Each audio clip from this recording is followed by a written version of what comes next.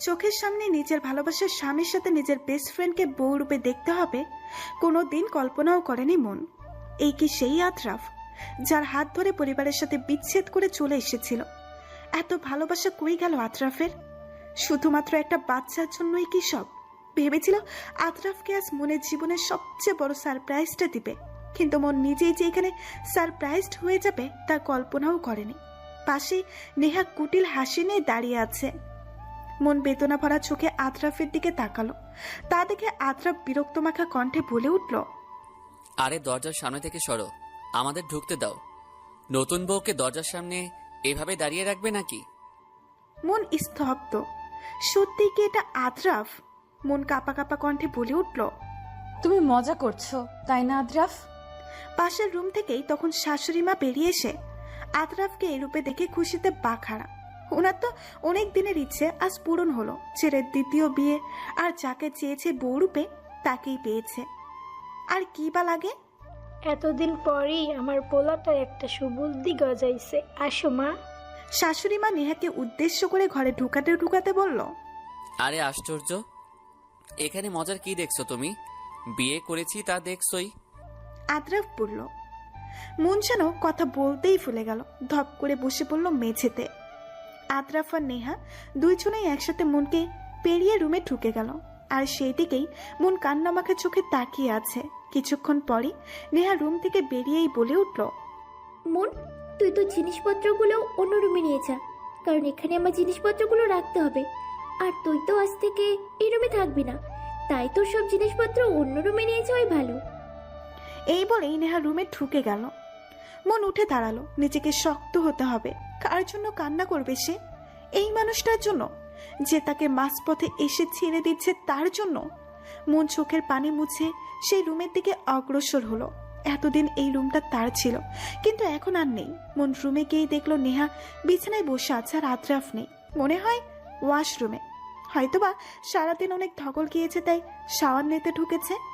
যেখানেই যাক না কেন ওই মানুষটা, মন আর ভাববে না ওই মানুষটার কথা।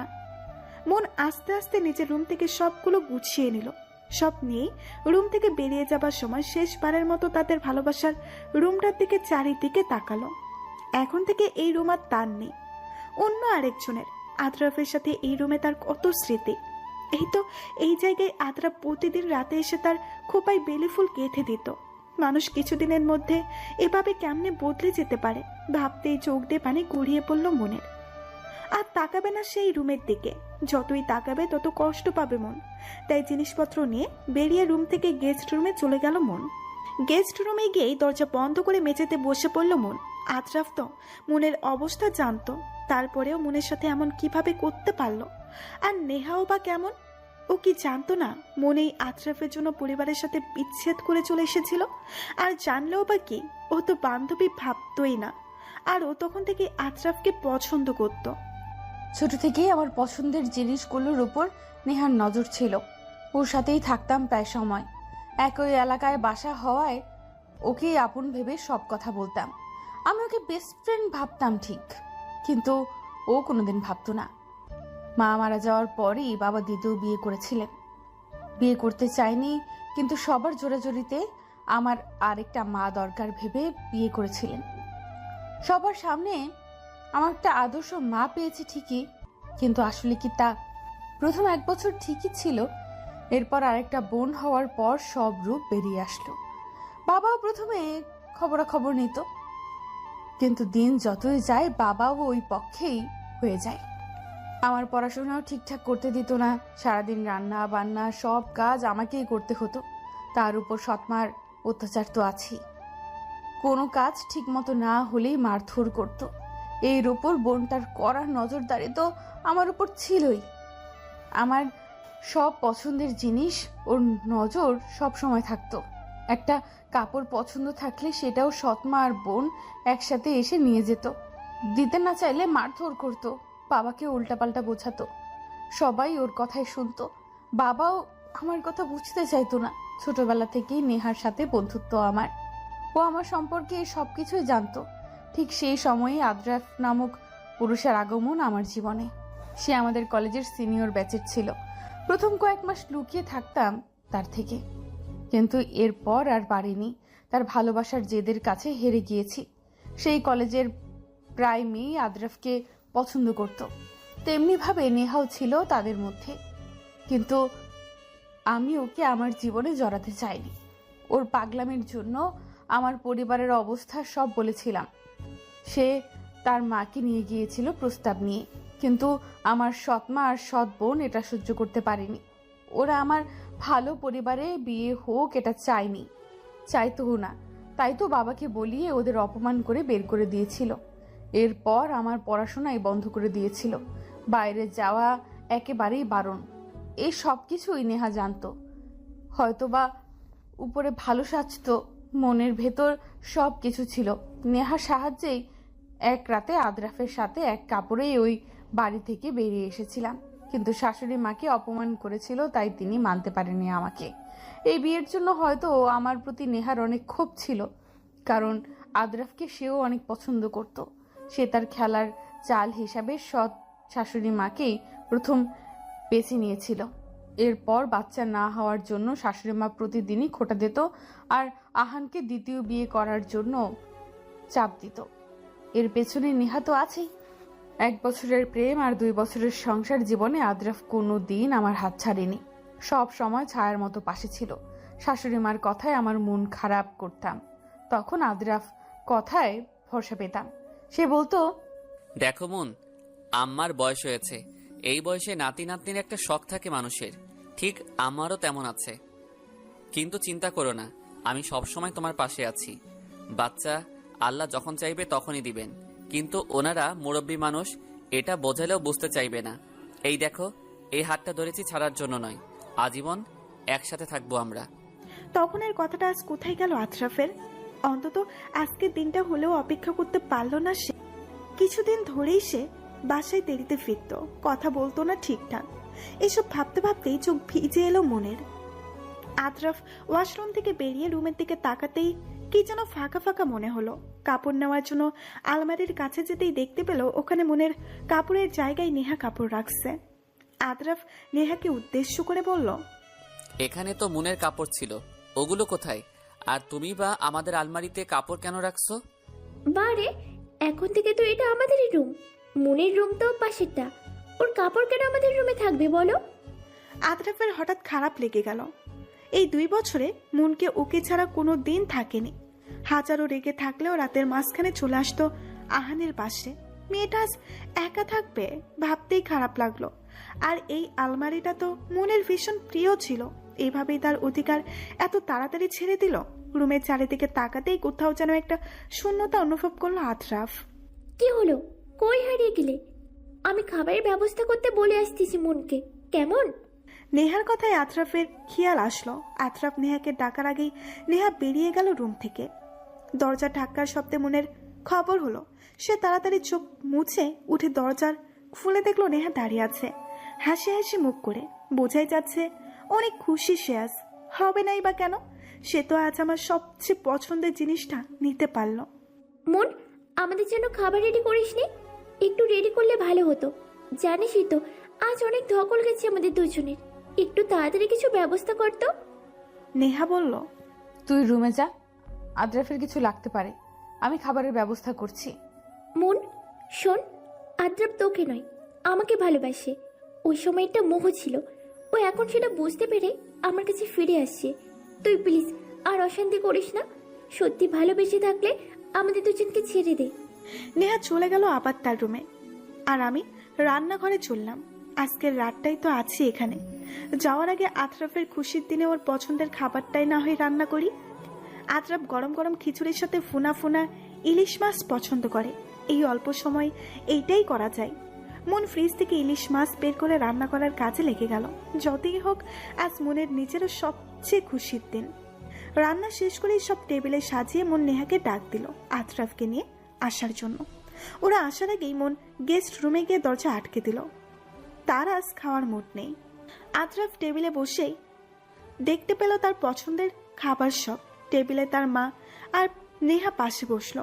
কোথাও যেন প্রতি মুহূর্তে মুহূর্তে শূন্যতা অনুভব করছে আদ্রাফ। এই 2 বছরের প্রতিটা দিনে মেয়েটা খাওয়ার সময় তার পাশে দাঁড়িয়ে থাকতো, এটা ওটা নিয়ে দিত। আজকে ওর দায়িত্ব শেষ। আতরাফ নিজেই তো মনের থেকে সেই অধিকারটা নিয়ে নিয়েছে। ভাবতেই এক দীর্ঘশ্বাস বেরিয়ে এলো। আর অন্যদিকে মনে রুমের আলমারি খুলে প্রেগন্যান্সির রিপোর্টটা বের করলো। আজ সবচেয়ে খুশির দিন হওয়ার ছিল, অথচ কি নিয়তি আজ রাতে এসে অনেক দূরে চলে যাবে এই বাড়ি ছেড়ে, যেখানে আতরাফ নামক কোনো ছায়াও পড়বে না।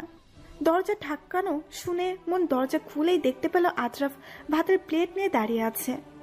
আতরাফকে দেখেই মন মুখ ঘুরিয়ে নিল। রাগ করেছো? রাতে খাবে না? তুমি জানো না, না খেলে শরীর খারাপ করবে। নাও, খেয়ে নাও। মন কান্না আটকিয়ে বলে উঠল, এখন আমার কথা আর আপনার ভাবতে হবে না। অন্য কাউকে আমার সেই জায়গাটা দিয়ে ফেলেছেন, চলে যান আপনি। আতরাফ কিছু না বলেই হাত ধুয়ে এসে মনকে ধরে বিছানার উপরে বসিয়ে দিল। খাবারের প্লেটটা হাতে নেই মনের মুখের সামনে লোকমা ধরল। মন খাচ্ছে না দেখে ধমকে বলে উঠল, তুমি জানো আমার রাগ উঠলে নিজেকে আয়ত্তে রাখতে পারি না। খাবে নাকি কিছু একটা করব আমি? মেয়েটাকে অসুস্থ না, ওর তো এরকম প্রায় হয়, হয়তোবা এমনি জোর করে খাওয়ার জন্য হয়েছে। বমি করে এসেই মন শুয়ে পড়ল। আতরাফ সব পরিষ্কার করে এসে মনের পাশে বসলো। মন তা দেখে অন্য পাশে মুখ ঘুরিয়ে রাখলো। তা দেখে আতরাফ মুস্কি হেসে বলল, আমার দিকে তাকাতেও এখন ঘৃণা করে, তাই না? আপনি আপনার ডিভোর্স লেটার ঠিক সময়ে পেয়ে যাবেন। আমি বুঝেছি আপনি আপনার কথা রাখার জন্য আমাকে ডিভোর্স দেননি, কারণ আমার এই বাড়ি ছাড়া যাওয়ার কোনো জায়গা নেই। আপনি একদিন বলেছিলেন সারা জীবন আমার পাশে থাকবেন, এই হাত ধরেছিলেন, কিন্তু আপনি আপনার এসব কথা যখন রাখতে ব্যর্থ হয়েছেন, তাই ডিভোর্সের জন্য কেন আর আটকে থাকবেন বলুন? তুমি চাইলে নেহার সাথে মিলেমিশে একসাথে থাকতে পারো, ডিভোর্স না দিয়েই। মন তাচ্ছিল্য ভরা হাসি দিয়েই বলে উঠল, ঠিক, হ্যাঁ আমি চাইলে। কেন, আপনি কি এখন আর আমাকে চান না? আতরাফ বিরক্তি মাখা কণ্ঠে বলে উঠল, উফ মন, তুমি সবসময় একটু বেশিই করে ফেলো। মন বেদনা ভরা চোখে বলল, আজকে আপনাদের বিয়ের প্রথম রাত, পাশের রুমে আপনার দ্বিতীয় স্ত্রী আপনার অপেক্ষায় আছে, যান। আতরাফ মনের কথা শুনে মাথা নিচু করে বেরিয়ে আসতে নিলেই দরজার সামনেই পেছন থেকে মনের কথা দাঁড়িয়ে গেল। অভিনন্দন জানানো হয়নি আপনাদের। অভিনন্দন দুজনের জন্য। দোয়া করি সারা জীবন যেন একসাথে বেঁচে থাকতে পারেন। কথা দিয়ে কথা রাখিয়েন, আশা করি সুখে থাকবেন। শুভকামনা রইল। এই বলেই মন আতরাফের মুখোমুখি এসেই দরজা বন্ধ করে দিল। আতরাফ কিছুক্ষণ মনের দরজার সামনে দাঁড়িয়ে থেকে তারপর নিজের রুমে চলে গেল। তার হঠাৎ করে ভীষণ খারাপ লেগে উঠল। মনে হচ্ছে যেন কিছু একটা হারিয়ে ফেলতে চলেছে সে। মনের জন্য ভীষণ খারাপ লাগছে তার। মেয়েটা বিয়ের পর একটা রাতও আতরাফকে ছেড়ে থাকেনি। আজ কিভাবে পারবে? হয়তোবা সারা রাত কান্না করবে, কিন্তু আতরাফেরই বা এছাড়া আর কোনো উপায় নেই। তার ফাঁকা ফাঁকা লাগছে ভীষণ। মন দরজা বন্ধ করে সেই মেঝেতে বসে পড়ল। চিৎকার করে কাঁদতে ইচ্ছে করছে তার। আতরাফ কিভাবে পারলো এই কাজটা করতে? তারই পাশের রুমে হয়তোবা আতরাফ এখন অন্য নারীতে নিজের সুখ খুঁজে নিচ্ছে। অন্য নারীতে, এটা ভাবতেই সব কান্নারা যেন গলায় এসে আটকে গেল। মন কিভাবে থাকবে আতরাফকে ছাড়া? এই দিনটা দেখবে কোনোদিন কল্পনাও করেনি মন। আর নেহা কিভাবে পারলো এভাবে বোনের সমান বান্ধবীটার সাজানো গোছানো সংসারটা এক মুহূর্তের মধ্যে শেষ করে দিতে? এসব ভাবতে ভাবতেই মনের চোখ গড়িয়ে 2 ফোঁটা পানি গড়িয়ে পড়ল। মন চোখ মুছে উঠে দাঁড়ালো। সে আর কাঁদবে না বলে তবুও কান্না চলে আসে। মন উঠেই আলমারি খুলল। তার এখনো অনেক পথ চলার বাকি আছে। মন নিজের পেটের উপরে হাত রেখেই বীর বীর করে বলে উঠল, তুই চিন্তা করিস না সোনা, তোকে এসবের ছায়াও পড়তে দেব না। অনেক দূর নিয়ে যাব তোকে তোর এই মায়ের উপর ভরসা রাখ সোনা। বাচ্চার কথা ভাবতেই আবারও চোখ দিয়ে পানি গড়িয়ে পড়তে লাগলো। মন আলমারি থেকে আতরাফ তাদের বিয়ের বাধাই করা ছবিটা হাতে নিল। হাজার হলেও 3 বছরের ভালোবাসা তাদের। কেমনে ভুলবে এত সুখের সময়গুলো মন? ওই রুম থেকে জিনিস আনার ফাঁকে এটাও নিয়ে এসেছিল মন। এটাও সাথে করে নিয়ে যাবে সে। প্রেগন্যান্সির রিপোর্টটা রুমের টেবিলের উপরে রেখে দিল। এটা আতরাফের দেখা উচিত। সবকিছু গুছিয়ে নিয়ে শেষবারের মতো বাড়িটা দেখে নিল মন। হয়তোবা পাশের রুমেই আতরাফ মনের এই বাড়ির প্রথম দিনের মতো অন্য নারীর সাথে ভালোবাসাময় কথোপকথন করছে। আচ্ছা, কাল সকালে যখন আতরাফ উঠেই মনকে এই বাড়িতে আর দেখবে না, তখন কি তার খারাপ লাগবে নাকি খুশি হবে? আর নেহার শাশুড়ি মাও বা কেমন করবে? হয়তো অনেক খুশি হবে, বলবে যাক আপদ নিজে থেকেই বিদায় হলো। মন তার কাপড় আর তাদের বিয়ের ছবিটা বুকে জড়িয়ে নিয়ে বেরিয়ে গেল ওই বাড়ি থেকেই। মাত্রই ভোর ফুটতে শুরু করেছে। রাস্তায় এসে শেষবারের মতো বাড়িটাকে দেখে নিল সে। মনে পড়ে গেল এই বাড়িতে প্রথম দিনগুলো, কতই না সুখে ছিল সেই দিনগুলো। সময়ের ব্যবধানে সব হারিয়ে গেল। মন বাড়িটার দিকেই তাকিয়ে বিড়বিড় করে বলে উঠল, ক্ষমা করে দিলাম তোমাকে আদ্রাফ, ক্ষমা করে দিলাম আম্মার নেহাকেও। আসলেই সব পরিস্থিতির চাপে হয়েছে। তোমাকে তো আমি কোনো দিনও ভুল বুঝতে পারবো না, কারণ তুমিই যে আমার একমাত্র প্রথম আর শেষ ভালোবাসা। মন থেকেই দোয়া করি, ভালো থেকো আদ্রাফ। আল্লাহর কাছে প্রার্থনা, এই জীবনে তোমার সাথে যেন আমার আর দেখা না হয়। নিজের খেয়াল রেখো আদ্রাফ। কান্না চোখে এসব বলেই মেন রাস্তার দিকে অগ্রসর হলো মন। একদম সকালেই একটা বাস যায় এদিকে, এটাও আশরাফের কাছ থেকে জানা। মন তাড়াতাড়ি স্টেশনে গিয়ে দেখলো বাসটা আছে, ছাড়বে কিছুক্ষণের মধ্যেই। মন উঠে বসে পড়ল ওই গাড়িতে। এই প্রথম আশরাফকে ছাড়া একা কোথাও পাড়ি দিচ্ছে। এখন তার একমাত্র আশ্রয়স্থল হচ্ছে ঢাকার অদূরেই একটা আশ্রম। এটা মনের নিজেরই খোলা। যখন কোনো বাচ্চা হচ্ছে না তখন মন অসহায় বাচ্চাদের জন্য এটা বানিয়েছে 1.5 বছরের একটু একটু করে। এটার সম্পূর্ণ ক্রেডিটই আশরাফের।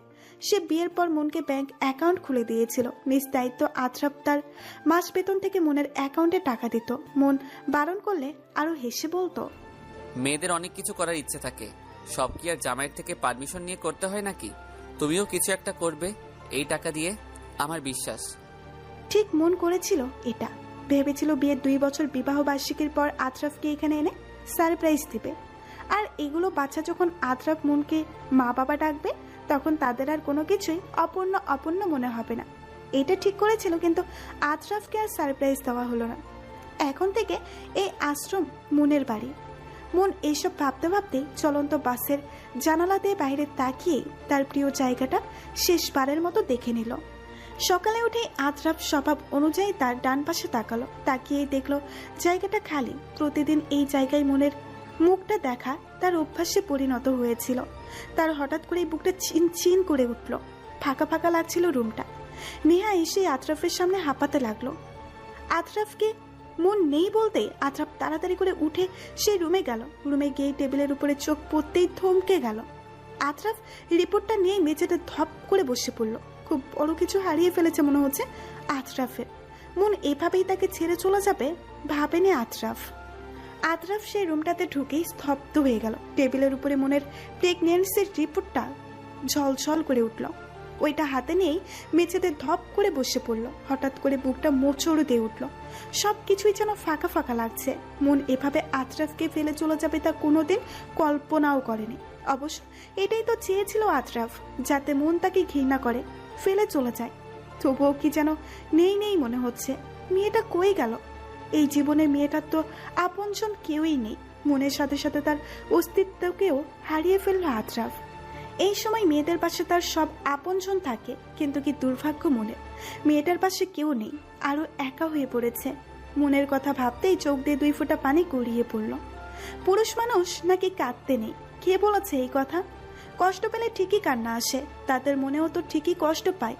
আজ তার অস্তিত্বকে সে হারিয়ে ফেলল। কিন্তু এইটা ছাড়াও যে আর কোনো উপায় ছিল না আশরাফের। সে তো চায়নি মনকে হারাতে। নিয়তি যে বড়ই নিষ্ঠুর। আশরাফ রিপোর্ট নিয়ে রুমে গিয়ে দরজা বন্ধ করে দিল। আর ওর চাপার পানে নেহা এক দৃষ্টিতে তাকিয়ে থাকলো। নিয়তি এমন কেন? মনের আশ্রমে পৌঁছাতে পৌঁছাতে প্রায় দুপুর ঘনিয়ে এলো। এই জায়গাটা শহর থেকে একটু দূরে, একটু নীরবে বলা যায়। মন আশ্রমের গেট দিয়ে ঢুকতেই প্রায় 20 থেকে 25টা বাচ্চা মনের দিকে এগিয়ে এলো। বাচ্চাগুলো মন মা বলে হাঁক ছেড়ে দৌড়ে জড়িয়ে ধরলো মনকে।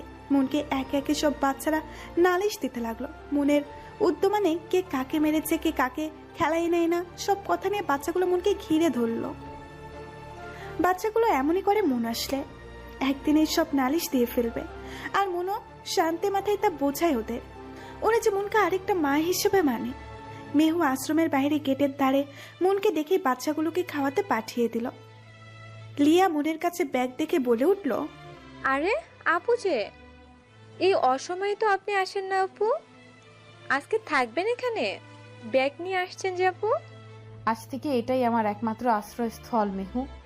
লিয়া কিছু বুঝতে না পেরে মনের দিকে জিজ্ঞাসা দৃষ্টিতে তাকিয়ে রইল। মন তার চাহনি দেখে বলে উঠল, পরে বলবো সব, এখন আমাকে কি এখানে দাঁড়িয়ে রাখবে লিয়া? লিয়া তার শুনেই লজ্জায় কুকড়ে গেল। তাড়াতাড়ি মনের কাছ থেকে ব্যাগ নিয়ে বলে উঠল, আসেন আপু। লিয়া মেয়েটার কেউ নেই। ভার্সিটিতে পড়াকালীন মেয়েটার সাথে পরিচয় মনের। বাবা মা কেউ নেই, ছোট থেকে আশ্রমে বড় হয়েছিল। এরপর 2-3টা টিউশন করে একটা হোস্টেলে থাকতো। মন যখন অনার্স ফাইনাল দিবে তখন লিয়া মাত্রই অনার্স ফার্স্ট ইয়ারে অ্যাডমিট হয়েছিল একই কলেজের হওয়ার সুবাদে। আতরাফও চিনত লিয়াকে মনের জন্য। আতরাফকেও ভীষণ সম্মান করত লিয়া, ভাইয়ের মতো করে। আর আতরাফ বোনের মতো লিয়াকে স্নেহ করত। তাদের সম্পর্কটাও ভাই বোনের মতো অনেক সুন্দর ছিল। তখন থেকে একটু একটু কথা বলতে বলতে তাদের মধ্যে বোনের মতো একটা সম্পর্ক এসে গিয়েছিল। ভীষণ ভালো মনের মেয়েটা। এরপর মনের বিয়ে হয়ে যাবার পর লিয়ার সাথে যোগাযোগ ছিল, কিন্তু আতরাফের ব্যস্ততার কারণে ওর সাথে আর হয়নি। মন যখন আশ্রম খুলল তখন নীলাকে বলল এই ব্যাপারে। লিয়াও রাজি হয়ে গেল। এরপর আশ্রমের দেখাশোনা সব লিয়াই করত। সেও পড়ালেখার ফাঁকে একটা পার্ট টাইম চাকরি করত। ওখান থেকে কিছু টাকা আশ্রমের বাচ্চাদের জন্য খরচ করত, আর বাকি টাকাগুলো মন দিত প্রতি মাসে মাসে। মনকে লিয়া ছোট রুমটাতে নিয়ে গিয়ে বসিয়ে বলল ফ্রেশ হয়ে নিতে। সে খাবার আনছে। মন গিয়ে বিছানার উপরে বসলো। ভাবতেই এক অন্যরকম লাগছে মনের। আতরাফকে আর দেখা হবে না। প্রতিদিন আতরাফ অফিস থেকে এসে মনের খোপায় বেলি ফুল কুচে দিবে না।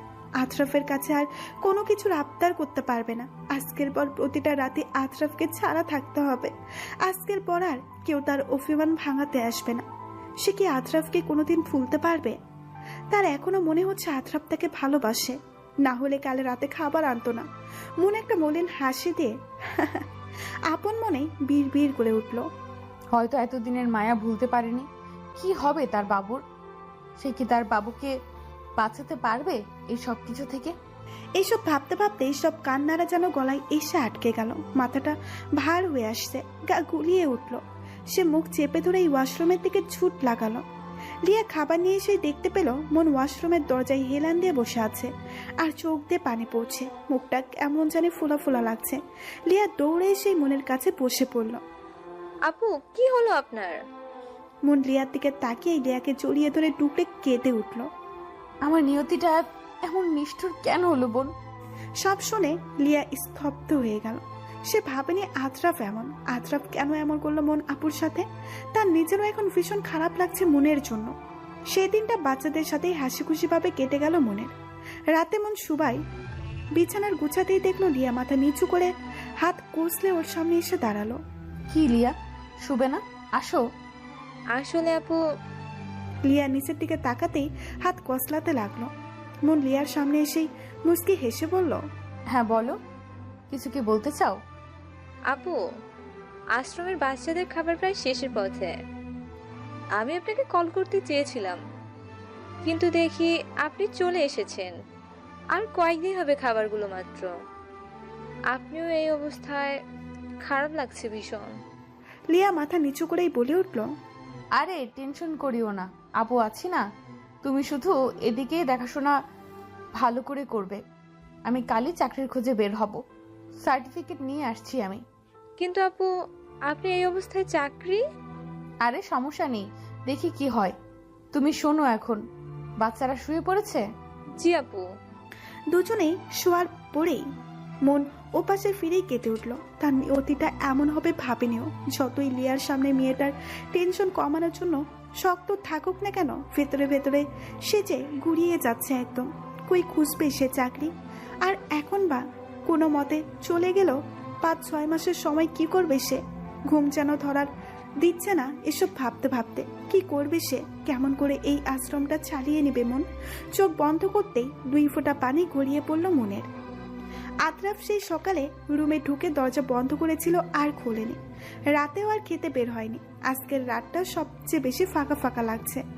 রুমের চারিদিকে শুধু মনের স্মৃতি। এক পলকের জন্য যদি মেয়েটাকে দেখতে পারত, এই 2 বছরে এই প্রথম তার বুকের কোথাও শূন্যতা মনে হচ্ছে আতরাফের। এসব ভাবতে ভাবতেই হঠাৎ মাথা ধরে শুয়ে পড়ল আতরাফ। আবারও ব্যথাটা বেড়েছে। আতরাফ উঠেই পাশের টেবিল থেকে ওষুধের বাক্সটা নিয়ে ওষুধ খেয়ে শুয়ে পড়ল। কাল সকালে নেহাকে নিয়ে মনের চেনা জানা সব বান্ধবীদের কাছে থেকে খোঁজ নেবে। অন্তত দূর থেকে হলেও দেখে আসবে। কেটে গেল 3 মাস। সময় কারোর জন্য থেমে থাকে না। সে নিজের মতোই বহমান। মন তার জীবনকে গুছিয়ে নিয়েছিল ঠিকই, কিন্তু আস্তে আস্তে তার চলাফেরার কষ্ট হয়। মন চলে যাবার পরের দিনে আতরাফ অসুস্থ হয়ে পড়েছিল। এর মধ্যেও সে নেহাকে সাথে করে মনের সব চেনা জানা জায়গায় গিয়েছিল, কিন্তু কারো কাছ থেকেই মনের খোঁজ পায়নি আতরাফ। এরপর এসে আতরাফ আরো বেশি অসুস্থ হয়ে পড়েছিল। রুমে ঢুকতেই শুধু মনের স্মৃতি তাকে ঘিরে ধরত। আতরাফের নিজের জন্য কোনো চিন্তা নেই, সব চিন্তা মনকেই ঘিরে। মনের কথা ভাবতেই তার ভীষণ ফাঁকা ফাঁকা লাগে। সেই রাতের মাঝে আতরাফ অতিরিক্ত মাথা ব্যথায় সেন্স হারায়। 1 সপ্তাহ হাসপাতালে থেকে এরপরে ডাক্তাররা আতরাফকে ইমার্জেন্সি 2 রাতের ভেতরেই অন্য দেশে উন্নত চিকিৎসা উপলক্ষে পাঠিয়ে দিয়েছিল। আস্তে আস্তে আতরাফের অবনতি হতে থাকে, তবুও ডাক্তাররা আশায় আছে আতরাফ হয়তো সুস্থ হয়ে উঠবে, কারণ সে ফার্স্ট স্টেপেই সব জেনে গিয়েছিল আর চিকিৎসাও শুরু করেছিল। আতরাফ বাইরের দেশে একটা হাসপাতালের কেবিনে শুয়ে আছে। এখানে তার চেনা জানার মধ্যে এক ডাক্তার আঙ্কেল নিয়ে এসেছিল। তার চোখগুলো বাহিরের থাই গ্লাসের জানালাতে আকাশের দিকে স্থির। আতরাফের এই কেবিনটা সম্ভবত 4-5 তলা হবে। আতরাফ শোয়া থেকেই আকাশের দিকে তাকিয়ে রইল। তার হঠাৎ করেই ভীষণ কষ্ট হচ্ছে মনের জন্য। মেয়েটা কেমন আছে কি জানি, এই সময় হয়তো আরো গোলুমুলু হয়ে গিয়েছে। মনেরই প্রতিচ্ছবি ভাসতে থাকে আতরাফের চোখে। ভীষণ ফাঁকা ফাঁকা লাগে তার। আচ্ছা, আতরাফের এই অবস্থা মন যদি জানতে পারে তখন কি করবে? মেয়েটা কি আতরাফের জন্য কাঁদবে? হয়তোবা, আবার হয়তোবা না। ডাক্তার যেদিন আতরাফকে তার এই অবস্থার কথা বলেছিল সেদিন মনের জন্য ভীষণ খারাপ লেগেছিল আতরাফের। আতরাফ জানতো তার অনুপস্থিতিতে মন তার জীবন কোনোদিন এগিয়ে নিয়ে যেতে পারবে না, কারণ সে যে আতরাফকে ভীষণ ভালোবাসে। আর আতরাফও চেয়েছিল তার অনুপস্থিতিতে মন যেন কিছু একটা করে সামনে এগিয়ে যেতে পারে। মেয়েটা মনের দিক থেকে ভীষণ নরম, সে যেন শক্ত হতে পারে। তাই তো আতরাফ সেদিন থেকেই মনকে ইগনোর করা শুরু করেছিল। মনকে ইগনোর করে চলতে আতরাফের নিজেরও ভীষণ খারাপ লাগতো, তবুও সে চেয়েছিল মন তার নিজের জীবনে সাফল্য আনুক। আতরাফের এই ধোকায় যেন মন অনেক শক্ত হয়ে যায়, সহজে আর কাউকে যেন বিশ্বাস না করে। তাই তো সে নেহার সাহায্য নিয়েছিল। এতেও ভীষণ কষ্ট হয়েছিল। সে যেমনকে কষ্ট দিতে চায় নাই। নেহাকে যেদিন বউরূপে অভিনয় করে ঘরে এনেছিল সেদিন মনের কান্নারত চোখের দিকে তাকাতেই আতরাফের এক মুহূর্তের জন্য ইচ্ছে হয়েছিল মনকে তার বুকে জড়িয়ে নিতে, কিন্তু নিয়তি সে মনের ভালোর জন্যই এমন করেছিল। সে মনে করেছিল মন তাকে ছেড়ে কোনো দিন যাবে না, গেলেও কয়েকদিনের জন্য তার কাছে বান্ধবীগুলোর কাছেই যাবে। কিন্তু আতরাফ আজ বুঝতে পেরেছে কত বড় ফুল ছিল এটা তার। মেয়েটা যে একেবারের জন্যই হারিয়ে গিয়েছে, আতরাফের থেকে নিজেকে অনেক গুটিয়ে নিয়েছে। সে তো এমন হোক চায়নি। না জানি কেমন আছে মন। আর তার বাচ্চার কথা মনে পড়তে আতরাফ তার কাঁপা কাঁপা হাতটা তুলে নিয়ে আঙুল চালাতে চেষ্টা করলো। ভীষণ দুর্বল লাগে, তবুও চেষ্টা করে গুনে দেখলো আজ 6 মাস হবে হয়তো মনের। সে নিজেও হাসপাতালে আছে আজ 3 মাস। এই অসুস্থতার পরে আরো অনেক রোগ পেয়েছে এখন। জানে না সে বেঁচে ফিরতে পারবে কিনা মনের কাছে, কিন্তু সে যে মনে প্রাণে চায় বাঁচতে। এই হাসপাতাল, বিভিন্ন দেশ তার আর ভালো লাগে না। আকাশের দিকে তাকিয়ে দেখলো কতগুলো নাম না জানা পাখি পুরো আকাশ জুড়ে বিচরণ করছে মুক্তভাবে। আতরাফেরও ইচ্ছে হয় এমন ভাবে বাঁচার। তার এখন নিজেকে শিকলে বন্দি বন্দি মনে হয়। সবসময় মনের সাথে কাটানো মুহূর্তগুলো চোখে ভাসে। কতই না সুন্দর ছিল সেই দিনগুলো। আজও কি ফিরে পাবে দিনগুলো আতরাফ? তাদের নিয়তি এমন কেন হলো? আতরাফ যদি সুস্থ থাকতো তাহলে আজকের এই দিন তাদের দুজনের মধ্যে কাউকেই দেখতে হতো না। কতদিন পর এই সুখের সময়টা আসলো, অথচ এই সুখের সময়ে মন সবচেয়ে বেশি কষ্ট পাচ্ছে। নেহা খোঁজ নিচ্ছে সব জায়গায়, কিন্তু মনের খোঁজ সেও আর পায়নি। কই আছে মন? কেমন আছো আমার মন পাখি? আমার যে এখানে আর ভালো লাগে না, ইচ্ছে করে সব ছেড়ে ছুড়ে তোমার কাছে ফিরে গিয়ে বুকের ভিতর বেঁধে রাখি চাঁদ। এসব ভাবতে ভাবতেই আতরাফের চোখ দিয়ে 2 ফোঁটা পানি গড়িয়ে পড়ল। সে যে তার মন পাখিকে ভীষণ মিস করছে। আজ কতদিন সে তার চাঁদকে এক পলকের জন্যও দেখে না। আমার চাঁদ বলে বিড়বিড় করে উঠে আকাশের দিকে তাকিয়েই মলিন হাসলো আতরাফ। এখন মনে হচ্ছে আকাশেও তার মন পাখির প্রতিচ্ছবি ভাসছে। সেই দিকেই এক ধ্যানে তাকিয়ে রইল আতরাফ। মনের শরীর এখন আরো অবনতি হচ্ছে। সারাদিন অফিস করে এসেই এখন মন শুয়ে পড়ে। আগে যেন মন বাচ্চাদের সাথে একদিন না কাটিয়ে থাকতে পারতো না, সব বাচ্চাদের নিয়ে খেলা করত।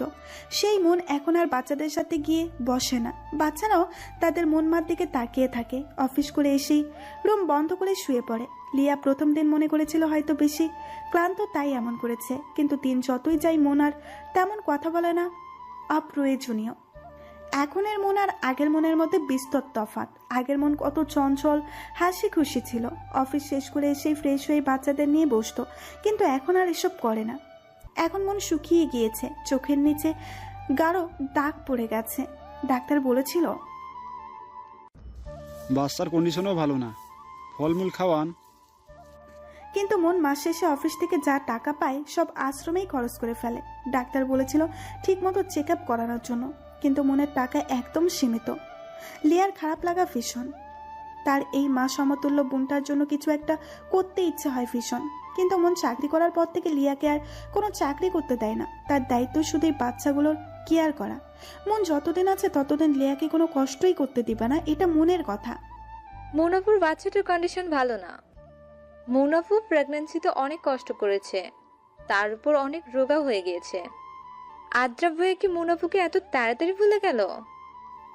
এর শেষ কথা হবে তার লিয়ার জানা নেই। মাস দিনেক পেরিয়ে গেছে। সেদিন এক বৃষ্টির স্নান সতেজ গোধূলি বিকেল, মন মাতানো বৃষ্টি নেমেছে।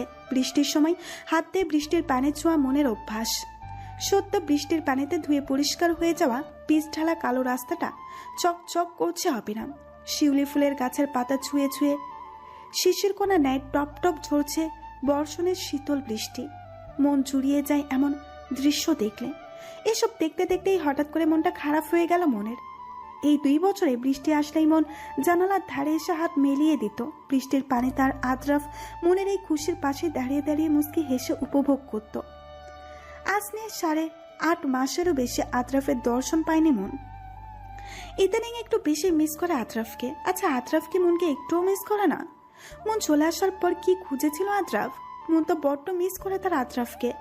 আজকাল সময়গুলো ভালো যায় না মনের। দিনটা কোনো মতে গেলেও রাতটা যেন কাটতেই যায় না। রাত হলেই সব অনুভূতিগুলো চোখের পানি আকারে বেরিয়ে আসে মনের। মন মলিন চোখে আকাশের দিকে তাকালো। বৃষ্টি থেমে গেছে অনেক আগেই। অন্ধকার ঘনিয়ে আসছে। আস্তে আস্তে আকাশের তারাগুলো ভেসে উঠে তাদের সৌন্দর্য প্রকাশ করতে চলেছে। বৃষ্টির পরেও আকাশটা কি পরিষ্কার হয়ে গেল। তার জীবনটাও যদি এমন হতো, এই সব কিছু যদি স্বপ্ন হতো, চোখ খুললেই পাশে আদ্রাফের বাহুর মধ্যে যদি নিজেকে আবদ্ধ পেত, কি হতো এসব মিথ্যে হলে? আগে মাঝরাতে স্বপ্নে যখন দেখতো আদ্রাফ মনের চোখ ফাঁকি দিয়ে হারিয়ে যাচ্ছে, তাহলে তখনই ঘুমের মাঝে চিৎকার করে উঠে বসতো মন, আর তখনই আদ্রাফ পাশ থেকে উঠে তার মাথায় হাত বুলিয়ে নিজের বুকের মাঝে মনকে আবদ্ধ করে এইসব মিথ্যে প্রমাণ করে দিত। কি হতো এই 8টা মাসও যদি মিথ্যা প্রমাণ করে দিত আদ্রাফ? মনের হঠাৎ করে ভীষণ খারাপ লেগে উঠল। নিজের পেটের উপরে হাত রেখে টুকরে কেঁদে উঠল। আমার বাচ্চা বলেই চোখ বন্ধ করে ফেলল। লিয়া রুমের দরজা থেকেই এতক্ষণ মনকে দাঁড়িয়ে দেখছিল। দরজার পাশে লাইট দিয়ে মনের দিকে তাকিয়ে ডেকে উঠল, আপু। লিয়ার ডাকে মনের খেয়াল হলো। সে চোখ মুছে হাসি মুখে লিয়ার দিকে ফিরল। মন বিড়বিড় করে বলে উঠল, ভেতরে আসো। এখানে কেন? আপু অন্ধকার রুম করে আছেন যে? মন বিড়বিড় করে বলে উঠল, আমার জীবনটাই তো এখন অন্ধকারে ঢাকা। আলো দিয়ে এখন কি করব লিউ? লিয়া তা বুঝতে না পেরে মনের দিকে জিজ্ঞাসু দৃষ্টিতে তাকিয়ে রইল। লিয়ার তাকানো দেখে মন মুখে হাসি টেনে বলে উঠল, অন্ধকারে দাঁড়িয়ে আকাশ দেখতে ভালো লাগে তাই। সব তারাগুলো যখন মিটমিট জ্বলতে থাকে কি সুন্দর লাগে। আকাশটাকে তখন পরিপূর্ণ মনে হয়। তারা না থাকলে অপূর্ণ লাগে। মনে হয় যে কি যেন নেই, তাই না লিউ? মিয়ে লিয়া মনের পাশে এসে এক পলক আকাশের দিকে তাকিয়ে মনকে জড়িয়ে ধরল। লিয়া বুঝে গিয়েছে মন তার কান্না ঢাকার জন্যই এসব বলছে। লিয়ার জড়িয়ে ধরা দেখে মন মুচকি হেসে তার মাথায় হাত বুলিয়ে দিয়ে জিজ্ঞেস করলো, কি হলো হঠাৎ? আপু, আপনার ভীষণ কষ্ট হয় তাই না? দূর পাগলি, কিসের কষ্ট? এত সুন্দর একটা পরিবার আছে, তাহলে কিসের কষ্ট? সারাদিন অফিস করো, এই অবস্থায় জার্নি। আরে না, একদম না। আমি তো বলছি আপু, চাকরি না হয় আমি করি। মন হেসে বলে উঠল, হুম, তুমি এই বয়সে অনেক কষ্ট করেছো লিও। এখন আপু যতদিন আছে ততদিন মন দিয়ে পড়াশোনা করো, তারপর ভালো চাকরি পাবে। তখন আপু তোমার ঘাড়ে বসে বসে খাবো। তখন আপুকে চাইলেও তোমার বাসা থেকে বের করতে পারবে না, কোথাও যাব না তোমাকে ছেড়ে। মনের কথায় লিয়াও হেসে বলে উঠল। আমিও ধরে বেঁধে রেখে দিব, কোথাও যেতে দিব না ইলিয়াকে ছাড়া। মন হেসে উঠল। এই মেয়েটা এত ভালো কেন? তার নিজেরই রক্তের সম্পর্কের বোন তাকে অপছন্দ করত, প্রতিনিয়ত মনকে অত্যাচারে রাখত, মন কাছে টেনে নিতে চাইলে আরো দূরে ঠেলে দিত। অথচ এই মেয়েটা কত সহজে নিজের মতো করে মিলেমিশে থাকছে। আসলে এই দুনিয়ায় এক একজনের এক এক রূপ। লিয়া বলল, আপু খাবেন না? আসুন। বাচ্চারা খেয়েছে? না, এখনো খাইনি। আজ আপনাকে ডাকতে আসলাম একসাথে খাওয়ার জন্য। অনেকদিন তো ওদের সাথে একসাথে খাননি, আজ খাবেন। মন মলিন হেসে সম্মতি জানিয়ে বলল, আচ্ছা চলো। আদ্রাফ এখন মোটামুটি সুস্থ, তার অপারেশন সাকসেসফুল। তবুও ডাক্তার আদ্রাফকে নিয়ে এখনো চিন্তিত, কারণ ব্রেন টিউমার রুগীদের মধ্যে প্রায় রুগীর অপারেশন সাকসেসফুল হয়, কিন্তু দেখা যায় কয়েক মাস না যেতেই পুরোপুরি সুস্থ রুগী হঠাৎ করেই অসুস্থ হয়ে পড়ে আবার। তবুও ডাক্তার আদ্রাফকে নিয়মিত খাবার জন্য কিছু ওষুধ লিখিয়ে দিয়েছে, যেগুলো নিয়ম মাফিক খেতে হবে, একদিনও বাদ দেওয়া যাবে না। আর মাথায় বেশি চাপ নেওয়া একদম বারণ করে দিয়েছে ডাক্তার। চাপ নিলে হিতে বিপরীত হবে। আদ্রাফ আজ দেশে ফিরবে। কত মাস পরে সে নিজের দেশে ফিরেছে সুস্থ রূপে। তার এখন ভীষণ আফসোস হচ্ছে মনের জন্য। মেয়েটাকে সে খুঁজে বের করবেই, দরকার হলে পায়ের উপরে পড়ে থাকবে, তবুও ক্ষমা চাইবে। আদ্রাফের বিশ্বাস মন কোনোদিন তার থেকে মুখ ঘুরিয়ে থাকতে পারবে না। নিজের বাড়িতে ঢুকে মায়ের সাথে কথা বলে নিজের রুমে ঢুকতেই একটা অদ্ভুত শিহরণ বয়ে গেল মনের মধ্যে আদ্রাফের। একদম ফাঁকা মন। যাবার পরপরই আদ্রাফ অসুস্থ হয়ে হাসপাতালেই কাটিয়েছিল 3 মাস। আজ রুমে ঢুকেই বুকের কোথাও একটা সূক্ষ্ম ব্যথা অনুভব হচ্ছে। আদ্রাফ ফ্রেশ হয়ে সেই ওষুধ খেয়ে শুয়ে পড়ল। মাথার ব্যথা এখনো ঠিক কমেনি। আদ্রাফ শুয়ে বিড়বিড় করে উঠল, আমি ফিরে এসেছি মন পাখি, তোমায় খুঁজে বের করবই। অনেকদিন পর মন আবারও বাচ্চাদের সাথে হেসে খেলে রাতে খেলো। এতদিন তো অফিস থেকে এসেই রুম বন্ধ করে শুয়ে পড়ত। মনের এমন যেন মায়া মায়া লাগছে সব কিছুতে। বাচ্চারা ঘুমিয়ে গেলেই মন আর লিয়া রুমে চলে আসলো। বাচ্চারাও আজ ভীষণ খুশি ছিল, কারণ তাদের মনমা অনেকদিন পর আবারও তাদের সাথে হেসে মেতে খাবার খেলো একসাথে। লিয়াও ভীষণ খুশি এর জন্য। মনের মুখে অনেকদিন পর সত্যিকারের হাসি দেখেছে সে, কিন্তু মনের ভেতরে ভেতরে ভীষণ খারাপ লাগছে। সব দুর্বলতা যেন ঘিরে ধরেছে তাকে। চোখগুলো ঝাপসা হয়ে আসতে বারবার, কেন জানে ভীষণ কান্না পাচ্ছে তার। আদ্রাফকে একবারের জন্য হলেও দেখার ইচ্ছে হচ্ছে, অন্তত মানুষটা ভালো আছে কিনা তা যদি দেখতে পারতো মন। বুকের কোথাও ভীষণ ব্যথা হচ্ছে। মনের এত মাসের মধ্যে আজকে বেশি মনে পড়ছে আদ্রাফকে। বড্ড ইচ্ছে করছে আদ্রাফ সব ছেড়ে ছুড়ে মনকে এসে বলো, মন পাখি এই সব কিছুই মিথ্যা ছিল। এই আদ্রাফের হৃদয়ের কুঠুরিতে তো শুধুই তার চাঁদ ছিল, আছে আর থাকবেও। তোমার নাম আমার হৃদয়ের কোদাই করা চাঁদ। মনে তখন এই 8 মাসে সবকিছু ভুলে আদ্রাফের বুকে ঝাঁপিয়ে পড়তো, আর আদ্রাফও মুস্কি হেসে মনকে তার বুকে আগলে নিত। এইসব ভাবতেই মনের ঠোঁটের কোনায় মুস্কি হাসির রেখা দিল। লিয়া মনের পাশে এসে শুয়ে পড়তেই মনে শুয়ে পড়লো। আস্তে আস্তে ঘুমের দেশে পাড়ি জমালো। মাঝরাতে কারো গুনগানের শব্দে লিয়ার ঘুম ভেঙে গেল। সে পাশ ফিরেই দেখতে পেল মন গুনগাচ্ছে। মন এক হাতে বিছানার চাদর খামচে ধরে অন্য হাতে লিয়াকে ডাকার চেষ্টা চালাচ্ছে। মুখ দিয়ে আওয়াজ বের করার শক্তিটুকু পাচ্ছে না। লিয়া উঠে বিছানার দিকে তাকাতেই স্তব্ধ হয়ে গেল। লিয়া একটি মেয়ে এত রাতে কি করবে তা ভেবে পাচ্ছে না। তবুও এত কিছুর মাঝে তার একমাত্র একটি চিন্তা, মনকে হাসপাতালে নিয়ে যেতে হবে যত দ্রুতই সম্ভব। লিয়া আর উপায় না পেয়ে মনকে ওই অবস্থায় রেখে দ্রুত বেরিয়ে গেল। এই মাঝরাতে কোনো গাড়িও তেমন নেই। কি করবে লিয়া তা ভেবে পাচ্ছে না। অবশেষে অনেক কষ্ট করে একটা গাড়ি পেয়েছে, ওটা করেই মনকে হাসপাতালে নিয়ে গেল লিয়া। হাসপাতালে মনের কন্ডিশন দেখে ডাক্তাররা ইমার্জেন্সি অপারেশন থিয়েটারে নিয়ে গেল। মনকে নিয়ে যাবার পথে লিয়া তার হাত ধরে রেখেছিল। থিয়েটারে মনকে ঢুকে নেবার পরপরই ডাক্তাররা সবকিছু শুরু করে দিল। মনের কি আর আতরাফের হাতের বেলি ফুলের মালা মাথায় গোছা হবে না? আর কি কোনোদিন আতরাফের কাছে কিছু আবদার করা হবে না? আর কি কোনোদিন একসাথে চন্দ্র বিলাস করা হবে না? শেষবারের মতো আতরাফের মুখচ্ছবি তার চোখের সামনে ভেসে উঠতেই মনের কান্নারত মুখের ঠোঁটের কোনায় এক চিলতে হাসি দেখা গেল। ভালো থেকো আদ্রাফ, ভীষণ ভালোবাসি। বলেই মন বিড়বিড় করে উঠল। চোখ বন্ধ অবস্থায় দুই চোখ দিয়ে পানি গড়িয়ে পড়ল মনের। সাদা কাপড়ে মোড়ানো মৃত দেহটির দিকে এক দৃষ্টিতে তাকিয়ে রইল লিয়া। সে ভাবেওনি মন এভাবে তাকে ছেড়ে না ফেরার দেশে চলে যাবে। লিয়া এক নজর তার কোলে থাকা বাচ্চাটির দিকে তাকিয়ে চোখ ফিরিয়ে পাশেই মনের মৃত দেহটির দিকে তাকিয়ে ডুকরে খেতে উঠল। বাচ্চাটি কি সুন্দর করে লিয়ার দিকে তাকিয়ে আছে।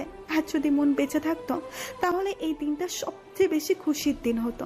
মন তার আতরাফের চেহারা নিয়ে বাচ্চাটার চেহারা। মনের মেয়ে হয়েছে, মনের ইচ্ছে ছিল তার প্রথম সন্তান যেন মেয়ে হয়। কতই না কষ্ট পেয়ে না ফেরার দেশে চলে গেল মন। মনের কন্ডিশন ভালো না থেকে 8 মাসে ডাক্তাররা রিস্ক নিয়ে অপারেশন শুরু করে দিয়েছিল। ডাক্তার থিয়েটার থেকে বের হতেই লিয়ার হাতের মেয়েটাকে তুলে দিল। লিয়া মনের কথা জিজ্ঞেস করতেই তার চোখ আটকে গেল মনের নিথর দেহটির দিকে। মেয়েটার কি ভাগ্য, সবার জন্য কতই না কষ্ট করেছিল, অথচ মেয়েটার এই মা হওয়ার সুখের সময়টাতেই হারিয়ে গেল। এসব ভাবতেই দুপুরে কেঁদে উঠল। সকাল হয়ে গিয়েছে। অনেক আগেই অ্যাম্বুলেন্সটি আশ্রমের গেট দিয়ে ঢুকতেই সব বাচ্চারা ছুটে আসলো। মনের দেহটি বের করতেই তারা থমকে গেল। কথা ছিল মনমা তাদের জন্য আরেকটি সঙ্গী আনবে। তাদের বিশ্বাস করতে কষ্ট হচ্ছে তাদের মনমা আর কোনো দিন আসবেন না। মনের সব কার্য সম্পন্ন হবার পর লিয়া বাচ্চাটিকে নিয়ে রুমে ঢুকলো। সে বুঝছে না কিভাবে তার মন আপরের শেষ অস্তিত্বটাকে রাখবে। অবশ্য ডাক্তাররা সব বুঝিয়ে দিয়েছে, তবুও একটা ভয় আছে। মা ছাড়া বাচ্চার একটা এক্সট্রা কেয়ারের কথা বলে দিয়েছে ওরা। লিয়া রুমে ঢুকতেই একরকম শূন্যতা অনুভব করলো। কালকেও তার আপু এখানে ছিল, কালকে রাতেও কতই না হাসি খুশি ছিল। কি নিস্তব্ধ হয়ে আছে রুমটা। এই রুমটাই তার আর মুনাপুর কত হাসি খুশির সাক্ষী। এখন একেবারে সবকিছু থেকে মুক্তি নিয়ে পাড়ি জমালো না ফেরার দেশে। আর কোনো দিন আসবে না তার মুনাপু। এসে লিও বলে আর কোনো দিন ডাকবে না। বাচ্চাটিকে কোল থেকে নামিয়ে বিছানার উপরে রাখলো। কি সুন্দর করে ঘুমিয়ে আছে। আর সেই জায়গায় মুনাপু থাকলে কি করতো? লিয়া দু চোখ বেয়ে পানি গড়িয়ে পড়ল। লিয়া উঠে আলমারির সামনে গেল। আলমারি খুলেই মনের কাপড় চোপড়গুলো নেড়ে দেখছিল। হঠাৎ একটা দুইটার দিকে চোখ পড়ল লিয়ার। লিয়া খুব যত্ন সহকারে স্মৃতিগুলো নিল। তার মোনাপুর লেখা চিঠি, অথচ আজ সে বহু দূরে। লিয়া চিঠি দুইটা হাতে নিল। একটার উপরে লিয়ার, আরেকটার উপরে মনের আতরাফ দেওয়া। লিয়া তার নামে চিঠিটা খুলে পড়া শুরু করলো। লিও আমার ছোট বোন। আমার কেন যেন মনে হচ্ছে আমি আর বেশি দিন নেই। ডাক্তার বলেছে আমার আর বেবির কন্ডিশন তেমন একটা ভালো না। 6 মাস চলাকালীন সময়ে ওয়ার্নিং দিয়েছিল, কিন্তু আমি বসে থাকতে পারিনি। এতগুলো নিষ্পাপ বাচ্চাকে আমি যখন ফুটপাত থেকে তুলে এনেছিলাম তখনই শপথ করেছিলাম এই এতিম বাচ্চাগুলোকে কোনো দিন কষ্ট দেব না। এখন যদি আমি চাকরি ছেড়ে দেই তাহলে ওরা বাঁচবে কিভাবে? মাঝপথে কিভাবেই বা ওদের ছেড়ে দেই? আমার অনেক ইচ্ছে ছিল এই আশ্রমটা একদিন অনেক বড় করব, কিন্তু দেখো হয়তো বা আর কিছুদিন পরে আমারই কোনো অস্তিত্ব থাকবে না। তুমি আপুর জন্য অনেক করেছো। যদি কখনো আমি না থাকি তাহলে আশ্রমটাকে নিজের মতো করে গুছিয়ে নিও। তুমি একবার বলেছিলে না আমি হঠাৎ করে এত চেঞ্জ হয়ে গিয়েছি কেন? এটার উত্তর কি জানো? ওই দিন আমি চেক আপের জন্য গিয়েছিলাম। ডাক্তার বলেছিল আমার মেয়ে হবে, আমি মেয়ের মা হব। ওই দিন সবচেয়ে খুশির দিন হওয়ার কথা ছিল, কিন্তু ডাক্তার এরপর বলেছিল আমার লাইফ রিস্ক হবে যদি এইভাবেই চলতে থাকে। কিন্তু আমার তো কিছুই করার ছিল না। আমি যদি না থাকি আমার মেয়ের নাম দিও তুমি আদ্রিয়া। আদ্রাফের সাথে মিলিয়ে রেখো। যদি কোনো দিন আদ্রাফকে দেখো তাহলে আমি আর একটা চিঠি রেখে গেছি, ওইটা দিও। নেহাকে দেখেও বলিও ক্ষমা করে দিয়েছি। সে তো আমাকে ছোট থেকে বোনের মতো আগলে রেখেছিল, তার উপর কিভাবে রাগ করে থাকতে পারি? আর আমার একটা অনুরোধ, আমার মেয়েকে তুমি আগলে রেখো লিও। ভালো থেকো, নিজের খেয়াল রেখো। আশ্রমের বাচ্চাগুলোকে একটু দেখিও, ওদের তো আর আমরা ছাড়া কেউ নেই। আল্লাহ হাফেজ। লিয়া চিঠিটা পড়েই টুকরে কেঁদে উঠল। যাওয়ার সময়ও আমাদের কথাটাই ভেবে গেলে আপু, নিজের কথাটা একটুও ভাবলে না। বিড়বিড় করেই লিয়া কেঁদে উঠল। লিয়া বিছানার দিকে এগিয়ে গিয়ে বাচ্চাটির মাথায় হাত বুলিয়ে কান্নারত মুখেই মলিন হেসে বলে উঠল, আদ্রিয়া, মুনাপুর আদ্রিয়া। আত্রাপ যেখানেই পারে মনকে খুঁজতে থাকে, কিন্তু আফসোস মনের চিহ্নও পায় না কোথাও। অপরাধবোধ প্রতিনিয়ত ঘিরে ধরে তাকে। দিনকাল আর ভালো লাগে না তার। এই সব কিছু থেকে আত্রাফকে একমাত্র তার মন পাখিই বের করতে পারবে, কিন্তু তার মন পাখির খোঁজ কোথায় পাবে সে? তার যে মন পাখিকে ছাড়া চলতে ভীষণ কষ্ট হচ্ছে। ইদানিং মাথা ব্যথাটা আবার উঠে তার। আত্রাপ ভাবে বেশি চাপের ফলে হয়তো এমন হচ্ছে। আত্রাপ ঠিক করলো কাল সকালে আবারও যেতে হবে এখনকার হাসপাতালে ডাক্তারটার কাছে। আর কিছু না ভেবে আত্রাফ ওষুধ খেয়েই শুয়ে পড়ল। আদ্রিয়ার গা কাঁপানো জ্বর উঠছে। লিয়া কি করবে ভেবে পাচ্ছে না। এত ছোট্ট বাচ্চা, এত জ্বর, এমনিতে মা ছাড়া, তার উপর এমন জ্বর। লিয়া ওই রাতেই হাসপাতালের উদ্দেশ্যে বেরিয়ে পড়ল। ওখানে গিয়ে আদ্রিয়াকে ডাক্তাররা ভর্তি করিয়ে ফেলল, কারণ অবস্থা খারাপ আদ্রিয়ার। লিয়া তো ভীষণ কান্না পাচ্ছে এই ভেবে যে তার মোনাপুর অস্তিত্বকে সে ভালোভাবে সামলে রাখতে পারছে না। আদ্রাপ সকালে উঠেই ফ্রেশ হয়ে টেবিলে বসতেই তার মা এসে নাস্তা দিয়েই বলল, যত তাড়াতাড়ি পারিস মনকে ঘরে নিয়ে আয় বাবা, আমার যে আর ভালো লাগে না এই ঘরে, দম বন্ধ বন্ধ লাগে। আদ্রাফ এক দৃষ্টিতে তাকিয়ে তার মাকে হ্যাঁ বোধক সম্মতি জানিয়ে বেরিয়ে পড়ল হাসপাতালে যাওয়ার উদ্দেশ্যে। যেতে যেতেই ভাবে, এতদিনে বুঝতে পারলো মা মন কি জিনিস ছিল। আদ্রাফ হাসপাতালে পৌঁছে গাড়ি পার্ক করে ঢোকার গেটে লিয়াকে দেখতে পেল। আদ্রাফ দ্রুত হেঁটে লিয়ার কাছাকাছি গিয়ে ডাক দিল। লিয়ার হঠাৎ মনে হলো তার নাম ধরে কেউ ডাকছে, কিন্তু এখানে তো লিয়ার চেনা চেনা কেউ নেই। তাই সে ভ্রম ভেবে পা বাড়াতে নিলেই আবারও সেই ডাক। লিয়া পেছন ফিরে এতদিনে তার আত্রাফ ভাইকে দেখে থমকে গেল। মানুষটা অন্যরকম হয়ে গিয়েছে। চোখের নিচে গাঢ় কালো দাগ, চুলগুলো উস্কো খুস্কো, মনে হচ্ছে যেন অনেকদিন দাড়ি কাটেনি। এখন এই জায়গায় মোনাপু থাকলে নিশ্চয়ই আত্রাফ ভাইকে বকা দিয়ে বলতো, এই কি চেহারার হাল করেছো? আগে সব ফিটফাট করে এসো, না হলে আমি আর কথা বলবো না। এই বলে হয়তোবা মুখটা ঘুরিয়ে নিত। আরে লিয়া। আত্রাফের পরপর কয়েকবার ডাকে লিয়ার খেয়াল হলো। লিয়া এক নজর আত্রাফের দিকে তাকিয়ে আবারও পা বাড়াতে নিলেই আত্রাফ তার পথ আটকে ধরল। কথা বলবে না ভাইয়ার সাথে?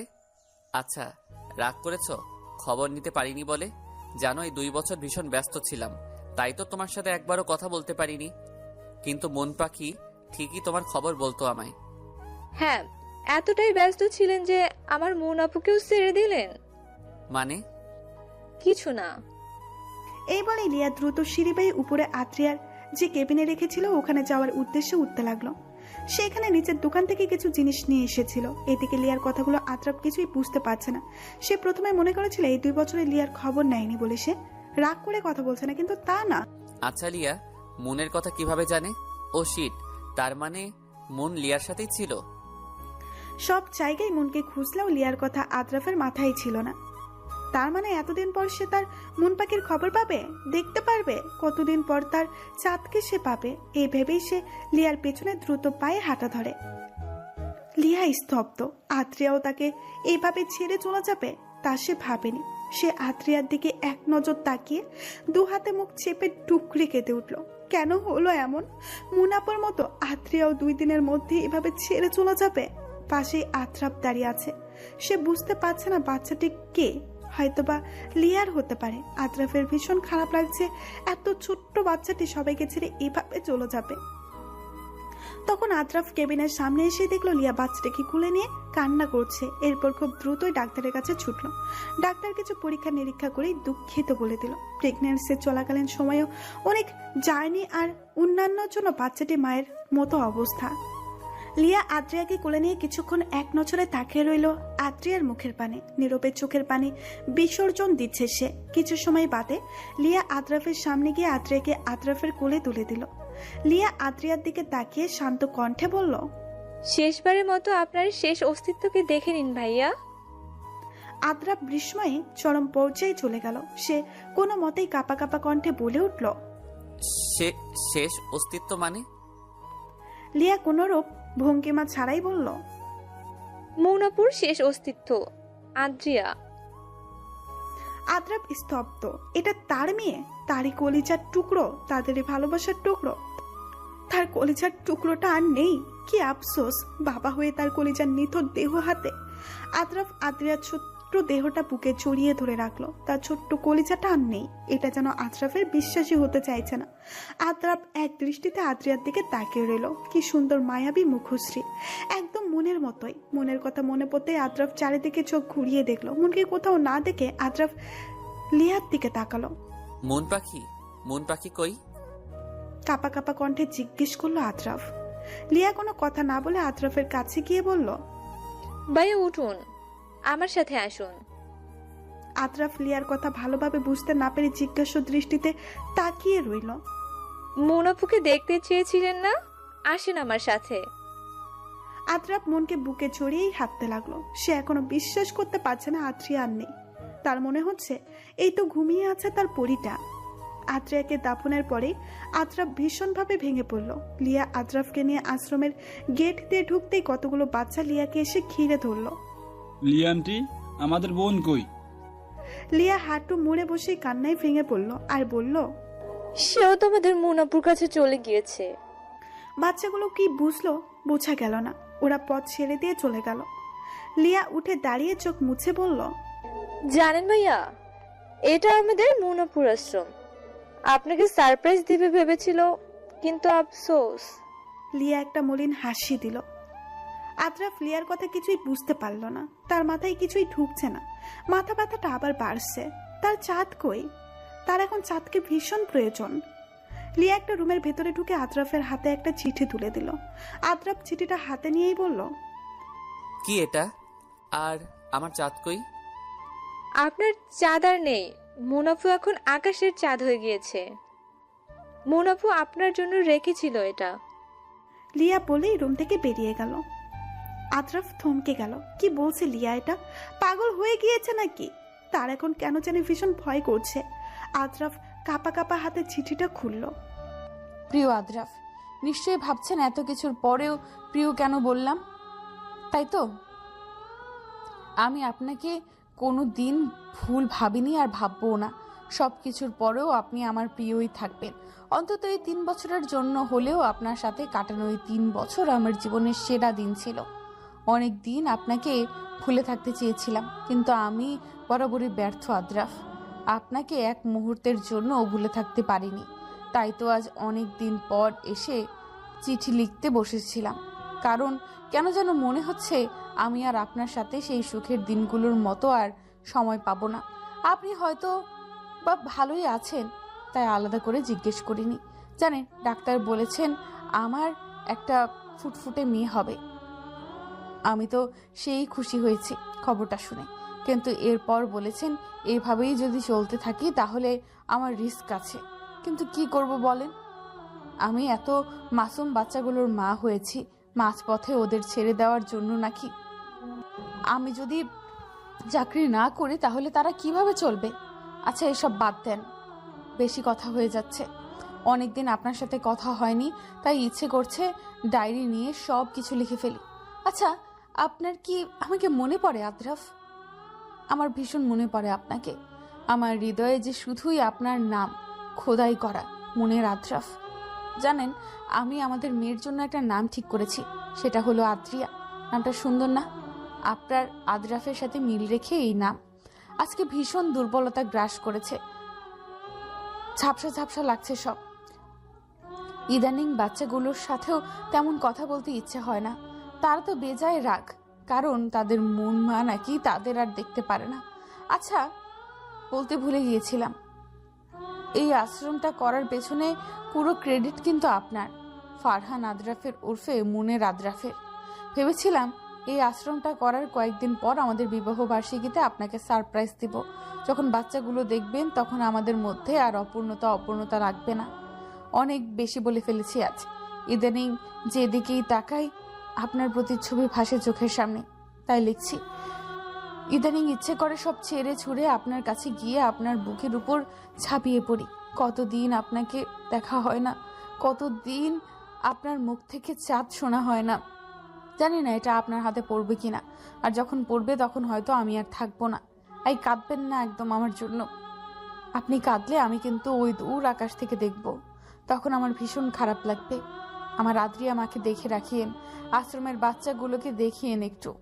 আপনাদের উপর আমার কোনো অভিযোগ নেই, ক্ষমা করে দিয়েছি। আমার ভালোবাসায় হয়তো কোনো ঘাটতি ছিল, তাই অপূর্ণই থেকে গেল। ভালো থাকবেন, নিজের যত্ন নিয়েন প্রিয় আদ্রাফ। চিঠিটা পড়েই আদ্রাফ স্তব্ধ। মনে হচ্ছে যেন সবকিছু থমকে গেল আদ্রাফের। তার মন পাখি আর নেই। আদ্রাফ একটু মুড়েই বসে পড়ল, কান্নাই ভেঙে পড়ল। কাকে সে চাঁদ বলে ডাকবে? এভাবেই অভিমান করে চলে গেল। আদ্রাফ যা কিছু সামনে পাচ্ছে সবকিছু ছুঁড়ে ছুঁড়ে মারছে। তার চাঁদ যে তাকে এভাবে একা করে দিয়ে চলে যাবে তা কোনোদিনও কল্পনাও করেনি আদ্রাফ। মন পাখির এত তাড়া ছিল যে সত্যিটা জেনে গেল না। ভীষণ মাথা ব্যথা করছে। একসময় আদ্রাফ ওখানেই চিঠিটা হাতে মুঠো বদ্ধি করে লুটিয়ে পড়ল মেঝেতে। লুটিয়ে পড়ার পর এক দৃষ্টিতে হাতের চিঠিটার দিকে তাকিয়ে রইল। চোখ দিয়ে অচল ধারায় পানি গড়িয়ে পড়ছে। একসময় স্থির হয়ে গেল। আঁখি ঝুঁকল বন্ধ হয়ে গেল আদ্রাফের। কেটে গেল 1টি বছর। সময় নিজ ধাপেই বহমান, কারোর জন্য থেমে থাকে না। লিয়া দাঁড়িয়ে আছে আদ্রাফ, মন আর আদ্রিয়ার কবর থেকে একটু দূরে। সেদিন আদ্রাফ চিঠিটা পড়েই সেন্স হারিয়ে ফেলেছিল। ডাক্তাররা তাকে বেশি চাপ নিতে বারণ করেছিল, কারণ কিছুদিন আগেই তার অপারেশন হয়েছিল। অবস্থা খারাপ দেখে সাথে সাথে হাসপাতালে অ্যাডমিট করা হয়েছিল আদ্রাফকে। সেই রাতেই সে সব ছেড়ে তার মন পাখির কাছে পাড়ি জমায়। এত ভালোবাসা তাদের দুজনের মধ্যে, অথচ কেউ কারোটা জানতো না। দুজন দুজনকে দুমেরু থেকেই ভালোবেসে গিয়েছিল। লিয়ার চোখ গড়িয়ে পানি পড়ছে। অদূরেই ওদের কবরের সামনে লিয়ার স্বামী শুভ্র দাঁড়িয়ে জিয়ারত করছে। লিয়ার স্বামী এসে ডাক দিতে লিয়া ফিরল। শুভ্র মুস্কি হেসেই বলল, মুন আপু আর আদ্রাফ ভাইয়ের ভালোবাসা খাঁটি বলেই ওরা একজন আর একজনের কাছ থেকে আলাদা থাকতে পারেনি। দেখো কি সুন্দর ঘুমিয়ে আছেই তিনজনই একসাথে। মুন আদ্রাফ এই দুটো নন্নারের ভালোবাসার মানে বুঝিয়ে দিয়ে গিয়েছে। ভালোবাসা হচ্ছে আফসোস, ভালোবাসা হচ্ছে দীর্ঘশ্বাস, ভালোবাসা মানে অপূর্ণতা, ভালোবাসা মানে মন আদ্রাফ। ভালোবাসা মানে পূর্ণ পায় না, তেমন মন আদ্রাফেরটাও পায়নি। হয়তোবা নিয়তি সহায় হয়নি, তাই তো দুইজন দুই প্রান্ত থেকে এত ভালোবাসার পরেও মন পেল না। Love that means. আসসালামু আলাইকুম। সম্পূর্ণ গল্পটাতে যারা সাপোর্ট দিয়েছেন তাদের জন্য অসংখ্য ভালোবাসা। কেমন হয়েছে জানাবেন। আমার অনুসারে গল্পটার এন্ডিং এভাবেই সুন্দর। দেখা হবে খুব তাড়াতাড়ি নতুন গল্পে ইনশাল্লাহ। ভালো থাকবেন।